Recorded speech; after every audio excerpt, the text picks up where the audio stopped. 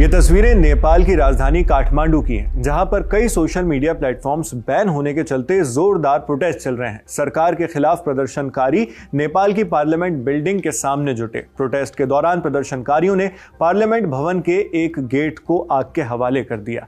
इसी बीच नेपाल सरकार shoot at site का आदेश जारी कर देती है, देखते ही गोली मार देने का आदेश। जब तक हमने आपके लिए रिपोर्ट तैयार की, तब तक इसी बवाल में 16 लोगों के मारे जाने और 100 से ज्यादा लोगों के घायल होने की खबर आई है। खबर यह भी आई है कि इस बवाल में एक पत्रकार को भी गोली लग गई। इंडिया टुडे की रिपोर्ट के मुताबिक काठमांडू में प्रधानमंत्री आवास पर नेशनल सिक्योरिटी काउंसिल की बैठक हुई। इसकी अध्यक्षता नेपाल के प्रधानमंत्री केपी शर्मा ओली ने की।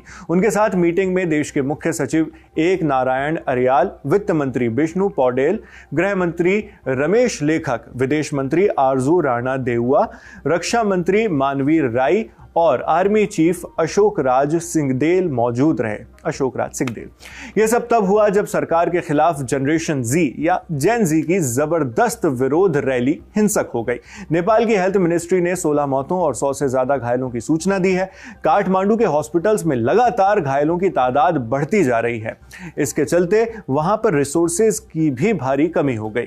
प्रदर्शनकारियों ने सरकार के खिलाफ करप्शन और बद इंतजामी यानी मेल गवर्नेंस के आरोप लगाए, जमकर नारेबाजी की। सोशल मीडिया बैन को तोड़ने के लिए वीपीएन का इस्तेमाल कर मूवमेंट को कोऑर्डिनेट किया। वीपीएन यानी वर्चुअल प्राइवेट नेटवर्क, ये पब्लिक इंटरनेट पर एक सीक्रेट टनल की तरह काम करता है, जिससे आपकी ऑनलाइन एक्टिविटी पब्लिक से छिप जाती है।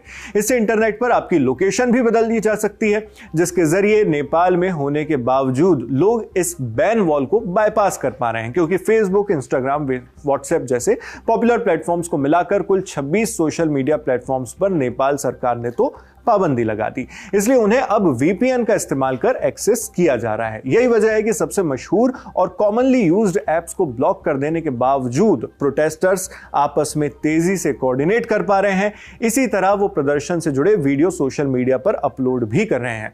हालात यहां तक पहुंच गए हैं कि संसद भवन की सुरक्षा के लिए नेपाल आर्मी की 2 से 3 पलटन तैनात करनी पड़ गई। फिलहाल सेना की मौजूदगी सिर्फ काठमांडू तक ही सीमित है। हालांकि नेपाल के एंटी करप्शन और एंटी गवर्नेंस प्रोटेस्ट अब सिर्फ काठमांडू तक सीमित नहीं रह गए हैं। पोखरा, बुटवल, चितवन, नेपालगंज और विराटनगर से भी बड़े प्रदर्शन की रिपोर्ट सामने आने लगी हैं। मगर फिलहाल नेपाल आर्मी का ज्यादातर ध्यान संसद के आसपास के इलाकों की हिफाजत पर ही है। इंटरनेशनल न्यूज एजेंसी रॉयटर्स के मुताबिक नेपाल सरकार के प्रवक्ता ने इस पर जानकारी दी। उनका कहना है कि काठमांडू में हालात काबू से बाहर होते देख सरकार ने सेना को लॉ एंड ऑर्डर बनाए रखने के लिए बुलाया। भारी विरोध के बीच नेपाल के पीएम केपी शर्मा ओली और राष्ट्रपति रामचंद्र पौडेल के घर पर भी सेना तैनात कर दी गई। इससे पहले प्रदर्शन को भांपते हुए सरकार ने पहले ही कर्फ्यू लगा दिया था।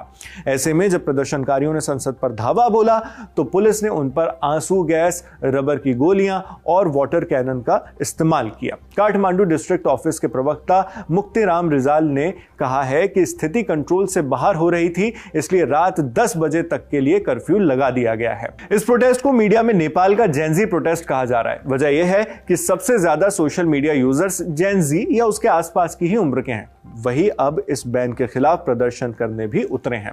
जैसा हमने आपको बताया, नेपाल में एक्स, जिसे पहले ट्विटर कहा जाता था, व्हाट्सएप और यूट्यूब जैसे प्लेटफॉर्म्स बैन कर दिए गए हैं। तो प्रोटेस्टर्स का तर्क यही है कि इन प्लेटफॉर्म्स का डेली यूज काफी ज्यादा होता है, इनसे बैन हटाया जाए। इस मकसद के बैनर तले करीब 10,000 से ज्यादा जेनजी लड़के और लड़कियां सड़क पर उतर आए। सोशल मीडिया प्लेटफॉर्म्स बैन करने के पीछे सरकार ने भी अपने तर्क दिए हैं। नेपाल सरकार का कहना है कि यह फैसला इसलिए लिया गया क्योंकि इन प्लेटफॉर्म्स ने नेपाल की ministry of communication and information technology में रजिस्ट्रेशन नहीं कराया था, संचार मंत्रालय में और आईटी वाले में। इस रजिस्ट्रेशन से संबंधित एक कानून नेपाल सरकार ने 2024 में लागू किया था। कानून के तहत सभी सोशल मीडिया कंपनीज को नेपाल में ऑपरेशंस के लिए नेपाल के अंदर के लोकल हेडक्वार्टर स्थापित करने जरूरी हैं। तो ये जो रजिस्ट्रेशन था वो सभी के लिए कंपलसरी कर दिया गया। उनके लिए खुद को बतौर एक टैक्स पेयर भी रजिस्टर करना मैंडेटरी कर दिया गया था इस कानून के तहत। इसकी वजह बताई गई कि सोशल मीडिया पर अनरेगुलेटेड कंटेंट जैसे फर्जी खबरें, उकसाने वाली चीजें और इल्लीगल एक्टिविटीज को काबू करने के लिए यह जरूरी था। इसके तहत जिन भी कंपनियों ने अपना रजिस्ट्रेशन करवा लिया, उन्हें छोड़कर बाकी सबको बैन कर दिया गया।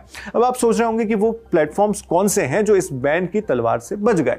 तो ये 5 नाम नोट कीजिए: टिकटॉक, वाइबर, निम्बस, विटके और Poopó live. TikTok Chinese app है, वाइबर जापानीज मैसेजिंग ऐप है, निम्बस भी एक मैसेजिंग ऐप है जो यूके में बेस्ड है, यूनाइटेड किंगडम में। पोपो लाइव एक सिंगापुर बेस्ड स्ट्रीमिंग प्लेटफॉर्म है। तो ये एक ऐसी खबर है जिसमें लगातार अपडेट्स आ रहे हैं। जब भी कोई नई और बड़ी जानकारी सामने आएगी वो भी हम आप तक इसी तरह पहुंचाते रहेंगे। मैं हूं शेख नाविद, देखते रहिए दी लंदन टॉप।